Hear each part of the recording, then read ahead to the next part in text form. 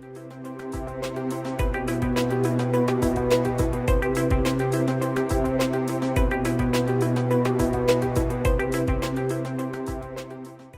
and welcome. Thank you for joining again, Connecting Community with Giovanni Mata. We are very happy that you always are you in our program. And today we are happy to have our guest, Councilman Eugene Cook from the town of Huntington. Councilman, thank you and welcome. My pleasure, Giovanni. It's a pleasure to have you here on board.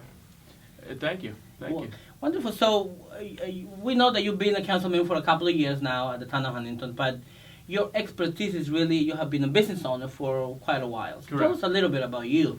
I own a construction company where I do paving and concrete work throughout Long Island, and been very successful, and it works very well. Sure. How can you, or what advice can you give to some of those individuals or youth, some of the youth that are probably getting out of college, or they have the feeling to do some business? You know, they don't want to go to work for anyone else. They want to have their own company. What would be some of your advices based on your experience? First, you have to have the experience and make sure you do the job right. But when you go out, give the right price, do the right job, and always stand behind your work. In construction, not everything goes 100%. If it doesn't, go back and fix it and make sure your customer's happy. In the past 5 or 6 years when the economy was bad, my company always had work because people knew we would do the right job and always stand back by our work. So it worked very well. And I know you do a lot of procurement also with the government. I know procurement could be challenging for some new business owners or new business who come actually on board, and they said, oh, procurement with government, it could be tedious sometimes because of the paperwork. Yeah. But what is your experience procuring with the government? Well, it is very tedious, and it takes a lot of knowledge. It's something that I would go in very slowly with and get some experience from people who have already done it, so that this way you don't get into any trouble. So you coming from the private sector, what moved you into politics now? Well, back about 8 or 9 years ago, I had a problem. I had bought an old house built in 1903, and I was moving my family into it. And I had a problem getting permits and getting inspections and what have you. And I felt that the town needed some common sense.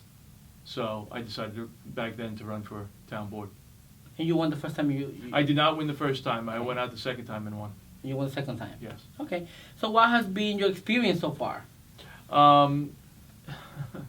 It has been very interesting, a very big learning experience. I believe that certainly in the town of Huntington, it's mismanaged, and that they need more business people on the town board to get things moving a certain way, because our job is to look out for the residents, for the taxpayers, for the people of Huntington, and I don't see that happening.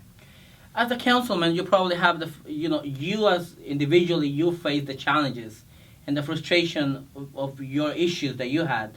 So what do you think, or what have you started to do at the town board to make sure that those frustrations can become to be easy to the people, or a little or more or less complicated? Well, what happened with me is, because I come from a business background, I went in and wanted to look at the books of the people, okay, and find out where the money was being spent. And there's so much mismanagement, and I don't know if it's all deliberate or not, but I'll give you the perfect example. A few years back, they wanted to demolish a building that they had that was in bad shape, and they put it out to bid, and whatever the bid number was tens of thousands of dollars. I insisted that I manage it and get it done and save the taxpayer dollars. Through fighting, they finally said, go ahead and do it. Okay? Guess what it cost the taxpayer to have it done?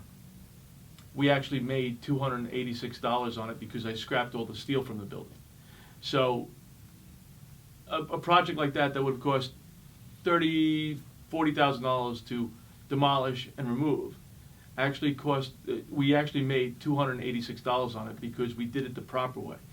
And that's what it's all about, because we as people should not be paying for jobs that we can do in-house and get it done. And we need to save money. And that was the result of a proactive decision and encouragement. We'll go to, we're going to have another opportunity to speak to you about other questions, so we're going to be right back.